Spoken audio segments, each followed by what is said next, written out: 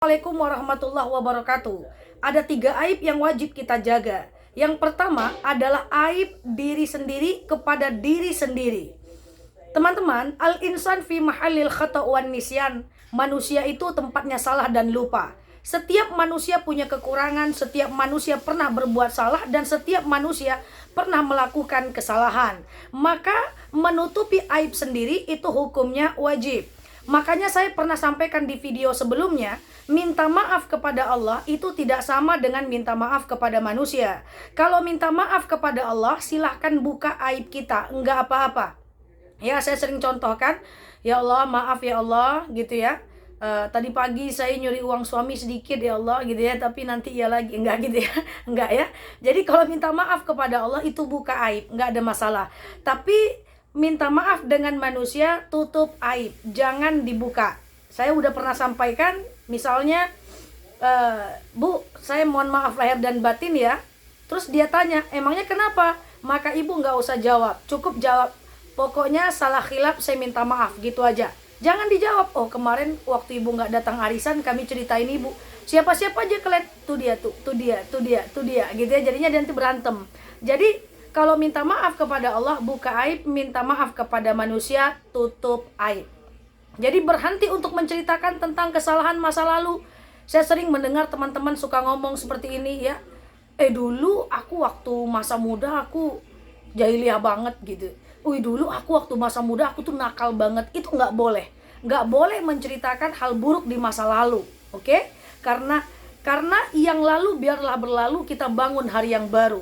Dalam agama kita tidak ada orang baik yang tidak punya masa lalu yang buruk, dan tidak ada orang buruk yang tak punya masa depan yang baik. Setiap kita berhak menjadi baik apapun kondisi masa lalu kita.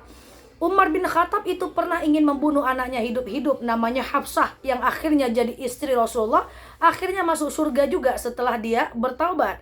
Umar bin Khattab bahkan pernah ingin membunuh Rasul, akhirnya juga masuk surga. Dalam agama kita, yang lalu biar berlalu, kita bangun hari yang baru. Saya pernah mendapatkan cerita dari seorang jamaah yang bercerita ke saya, Kak Nela, Ustazah Nela, saya itu punya suami, oke. Jadi suami saya itu di Medan, oke. Saya di Pekanbaru gitu ya. Ini sering saya share juga gitu ya. Terus masalahnya apa, Bu? Masalahnya, Ustazah, saya selama saya di sini jauh dari suami saya, kalau bahasa kitanya LDRan gitu ya.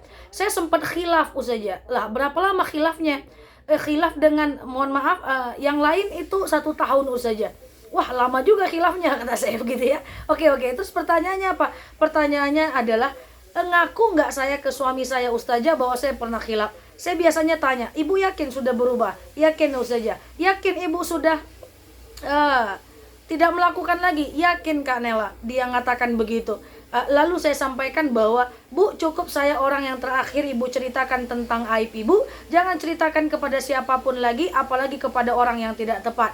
Kalau mau curhat boleh, tapi curhat itu ada regulasinya. Apa regulasi curhat? Fas'alu ala zikir in kuntum la ta'lamun. Kita tanyakan kepada orang yang lebih paham, lebih bijaksana kalau kita tak tahu. Jadi berhenti curhat kemana-mana, tutup aib ibu, jangan ceritakan kepada orang lain. Lalu dia bilang, berarti masa lalu saya buruk, Ustazah, saya menyesal. Ganti penyesalan dengan taubat. Oh, Ustazah Nela, berarti saya buruk dong? Tidak.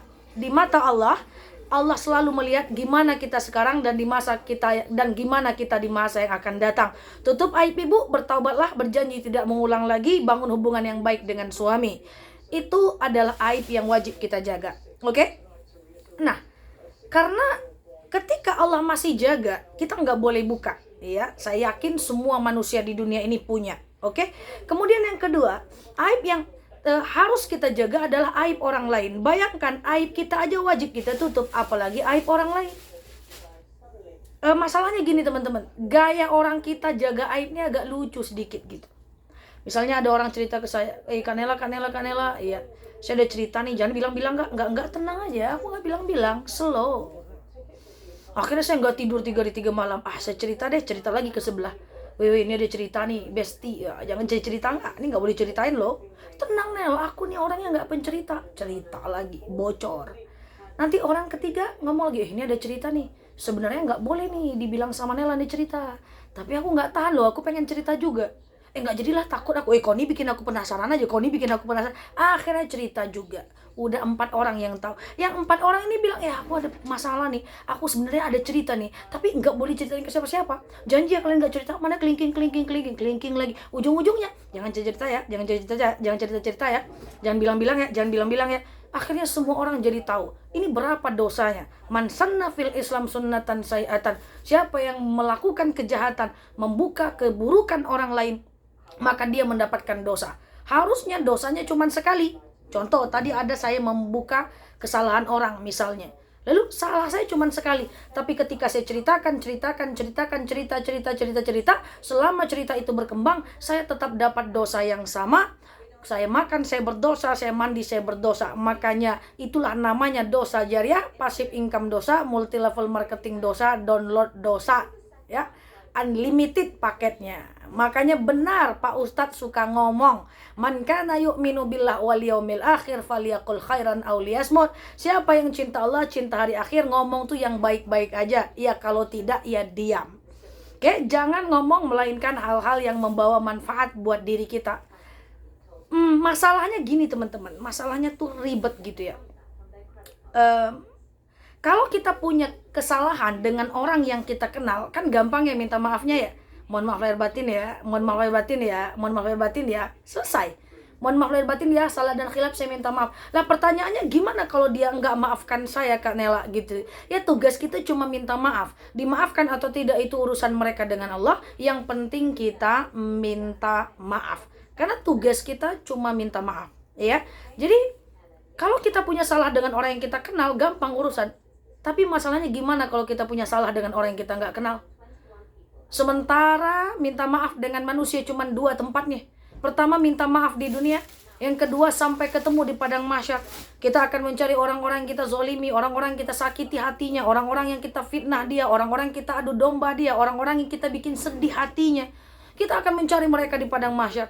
Matahari sejengkal di atas kepala, sementara kita tak pakai baju mencari, na'udzubillah. Mencari kawan di pasar aja susah, apalagi mencari kawan di padang mahsyar. Maka itu yang saya katakan bahwa berhenti mengomentari hal yang bukan menjadi bagian urusan kita. Maka karena setiap komentar negatif tentang orang termasuk ghibah. Ya, apa batasan ghibah nih? Saya punya cerita. Suatu ketika ada orang lewat di depan rumah Aisyah. Aisyah itu adalah anak Rasulullah yang didapatkan dari Aisyah itu adalah istri Rasulullah, anak dari Abu Bakar. Berarti Abu Bakar itu adalah mertua Rasulullah. Ya, suatu ketika ada orang lewat di depan rumah Aisyah, ya, di depan rumah istrinya gitu ya, di depan rumah Rasulullah ya. Orang itu ya, mohon maaf ya, pokoknya nggak good looking deh ya, ibaratnya bulat, pendek, hitam, legam, itu hidup lagi gitu ya. Jadi nggak bagus itu fisiknya. Lalu Rasul bilang, ya Muhammad, undur innaha mudhih. Tengok Muhammad, itu ada orang lucu banget itu. Apa kata Muhammad? Uskuti ya Aisyah, diam kau Aisyah. Terus Aisyah ngomong, ngapain aku mesti diam ya Rasul? Kan betulnya dia lucu. Apa kata Rasul? Kau ceritakan saudaramu walaupun betul, tapi kan dia nggak suka dibilang begitu. Itu termasuk gosip. Lalu Aisyah bertanya, apa batasan gosip ya Muhammad? Apa kata Muhammad? Sampai kau mengganggu termasuk gosip. Hati-hati. Gak usah cerita, nganggu-nganggu aja. Tengok tuh. Sejak suaminya nggak di rumah, banyak anak bujang depan rumahnya. Astagfirullahaladzim, iya juga ya. La ilaha illallah, iya juga ya. La haula wala quwwata illa billah, iya juga ya. Itu ghibah. Maka caranya gimana? Caranya adalah ganti ghibah menjadi islah. Kalau ada orang yang keburu menceritakan aib orang lain kepada kita, kita alihkan pembicaraan sampai dia lupa dengan pembicaraan itu, atau kita tanggapi dengan hal yang baik untuk menghentikan pembicaraan itu. Oke, berhenti mengomentari hal yang bukan menjadi bagian urusan kita. Teman-teman yang saya sayangi karena Allah, yang ketiga adalah aib ahlul mayit, orang yang telah meninggal wajib kita jaga. Semoga kita menjadi hamba Allah yang bisa menjaga 3 aib ini, sehingga kata dalil, orang yang mampu menjaga aib orang lain, Allah akan jaga aibnya. Tapi orang yang membuka aib orang lain, Allah akan buka aibnya. Na'udzubillah. Saya yakin semua teman-teman yang menonton video ini, saya lihat di komennya orang-orang baik, orang-orang yang ingin menjadi lebih baik, termasuk saya juga masih belajar.